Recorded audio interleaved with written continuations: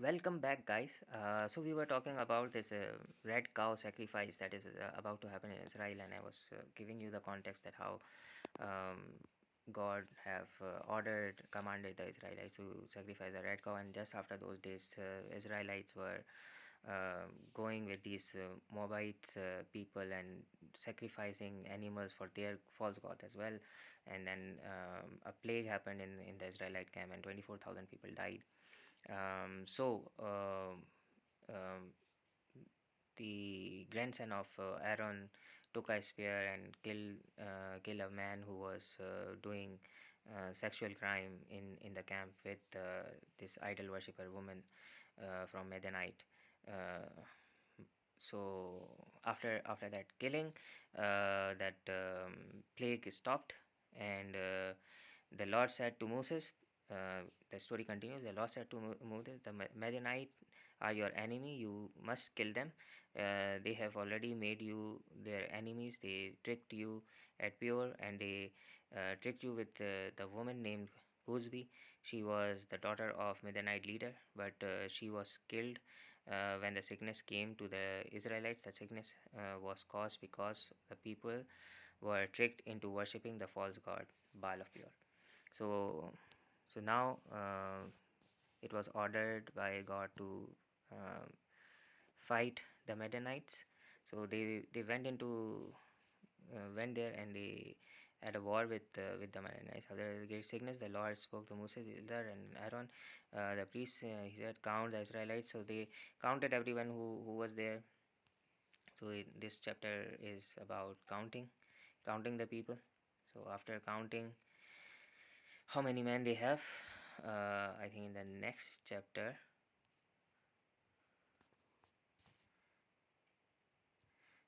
they went on war with the Midianites. So was the son of Helper. Helper was the son of Gideon. Gideon was the son of this Manasseh.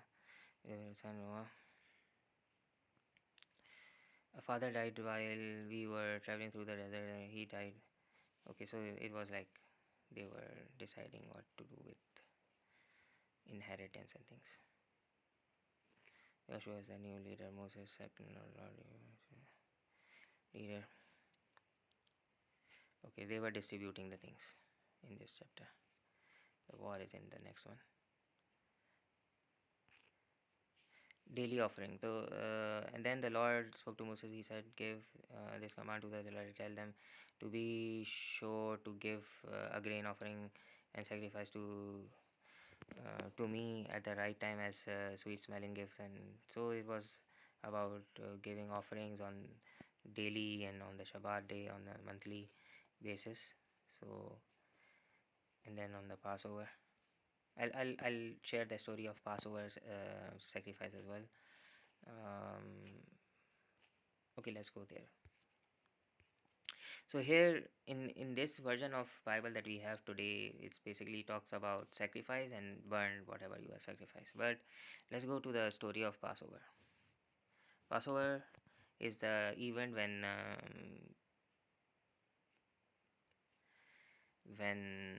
the Israelites were given freedom from Egypt. So what the story was, that the Lord told Moses, "I have one more disaster to bring against the Pharaoh and Egypt. After this, he will ask you to leave Egypt. In fact, he will force you to leave this country. You must give this message to the Israelites, men and women.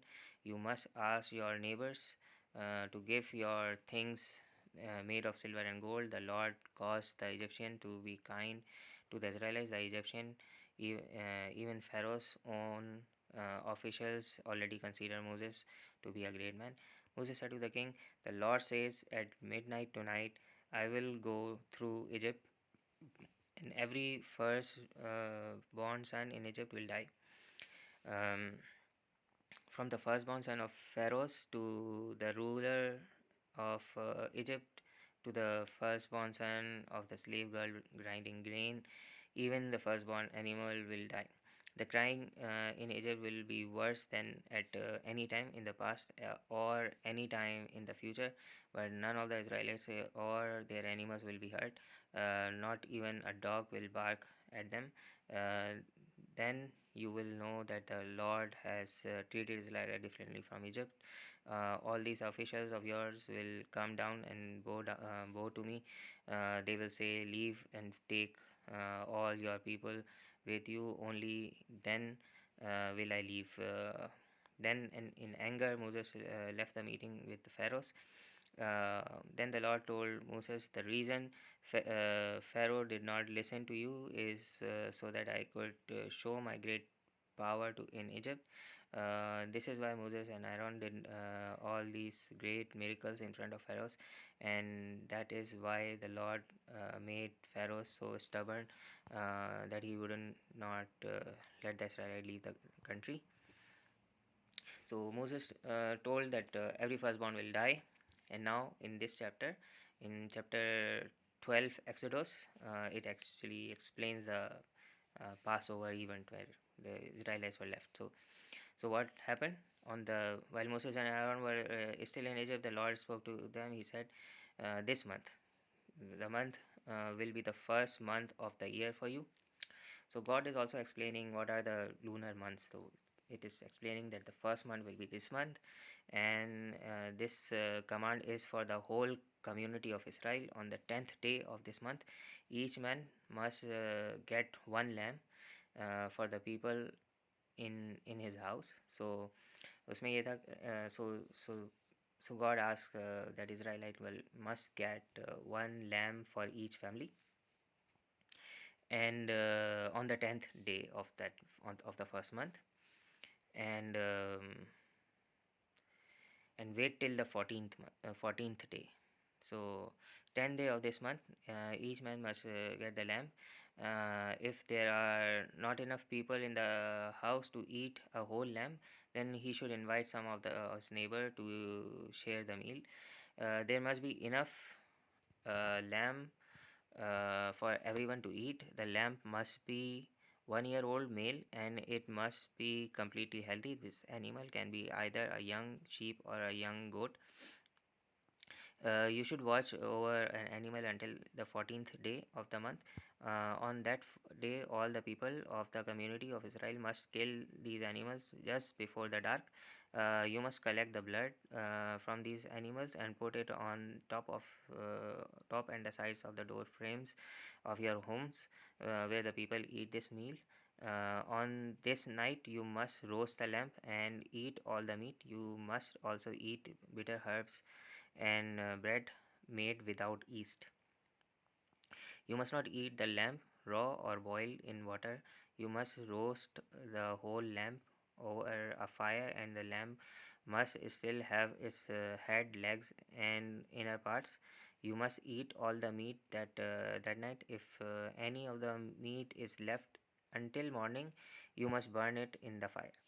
So the the command to burn the meat, the sacrifice, was only for the leftover meat which is not eaten. It was not like do the sacrifice and burn the entire thing. So it was something else.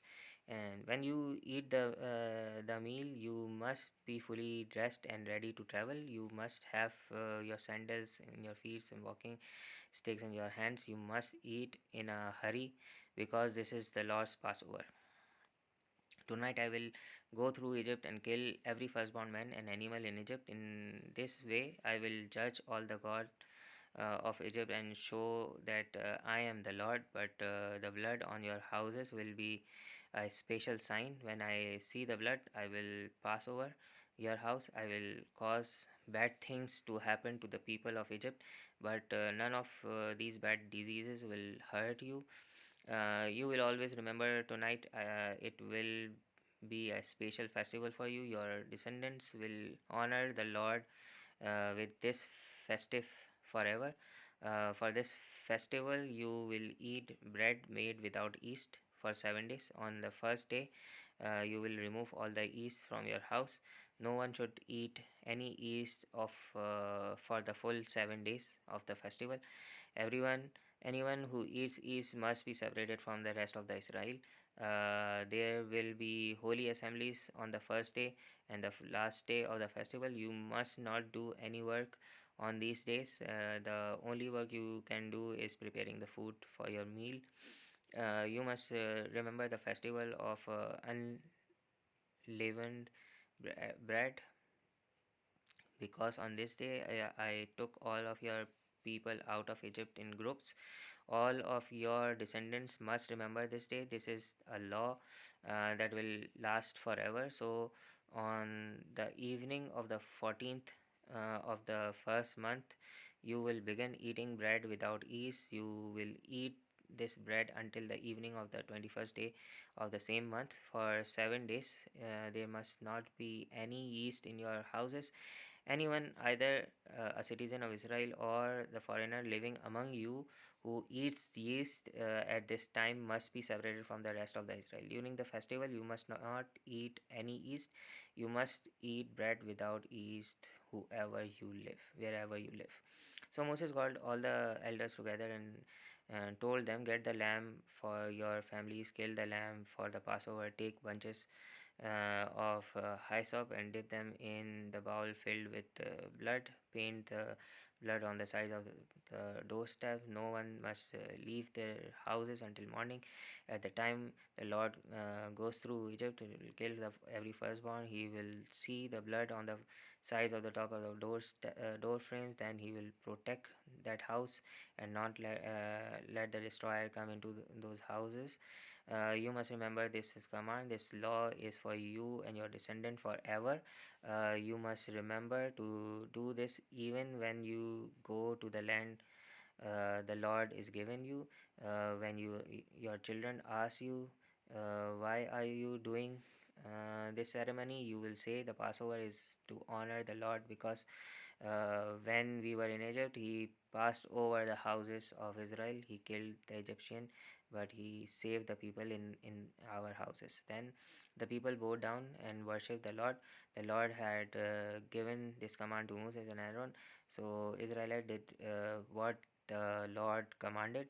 At midnight, the Lord killed all the firstborn son in Egypt, from the firstborn son of Pharaoh to the firstborn son of the prisoner sitting in jail. Also, all the firstborn animals died. The night someone died in every house in Egypt, his officials and all the people of Egypt began to cry loudly. So that night, Pharaoh called the Moses and Aaron and said to them, "Get up and leave my people. You and your people can do as you say. Go and worship the Lord. Take all of your sheep and cattle, and with you, just as you said, would go and say blessing for me too." The people of Egypt also asked them to hurry and leave. They said, "If you don't leave, we will all die." So. This is the magnitude of that event. The Israelites did not have time to put yeast in the bread. They just wrapped balls of dough with clothes and carried them on their shoulders. They then traveled from Ramesses to Scotch. There were about 600,000 men, not counting small boys. A great number of people who were not Israelites went with them, along with many sheep, cattle, livestock. The people in a time they had lived in Egypt for 430 years, to the very day all the armies of Lord left Egypt. The night they left, the Lord watched over them and bring them safely out of Egypt. So the Israelites will always celebrate this night each year to remember what the Lord did. The Lord told Moses and Aaron, "These are the rules for Passover. No foreigner is allowed to eat the Passover meal.